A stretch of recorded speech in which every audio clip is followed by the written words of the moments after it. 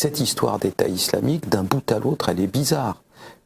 Autant il est facile de définir un groupe comme l'ETA ou comme Action Directe en disant c'est un groupe terroriste, c'est-à-dire c'est 40 individus qui ont un grief terrible avec un État et qui posent des bombes, ou même les Brigades Rouges qui étaient plus nombreuses que ça.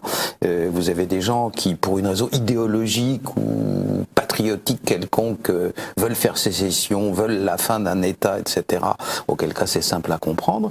Dans le cas de l'État islamique, on est loin de ça. Aucun groupe terroriste dans l'histoire de l'humanité n'a eu plus de chars d'assaut que l'armée française, ce qui est le cas. Je vous garantis que mes sources ne sauraient être meilleures pour vous dire ça. Donc à l'heure actuelle, l'État islamique dispose de centaines de chars d'assaut, des véhicules blindés légers qu'on appelle les Humvees, des sortes de grosses jeeps un peu perfectionnées. L'État islamique en possède plus de 5000. Donc ça n'est pas un groupe terroriste, c'est pas à l'échelle. Est-ce une guérilla? Non plus. Puisque une guérilla, c'est clair, on connaît ça depuis la guerre révolutionnaire de Mao dans les années 30, ce sont des gens qui attaquent l'armée ennemie et qui se replient. L'État islamique ne se replie pas, il attaque, il occupe le terrain, il se crée son fief et il y reste.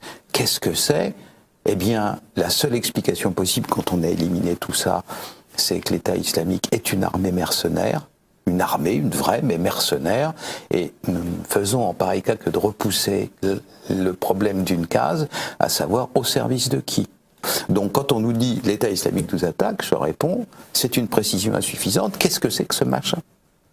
Et personne n'a de réponse à l'heure actuelle, personne, y compris même la présidence des États-Unis. Je vous signale qu'il n'y a pas si longtemps de ça, en décembre 2014, interrogé par le Congrès, vous savez qu'on ne peut pas mentir, on témoigne sous serment, le général commandant toutes les troupes américaines au Moyen-Orient, interrogé sur ce que c'est que l'État islamique, il répond au Congrès, nous ne comprenons même pas le concept.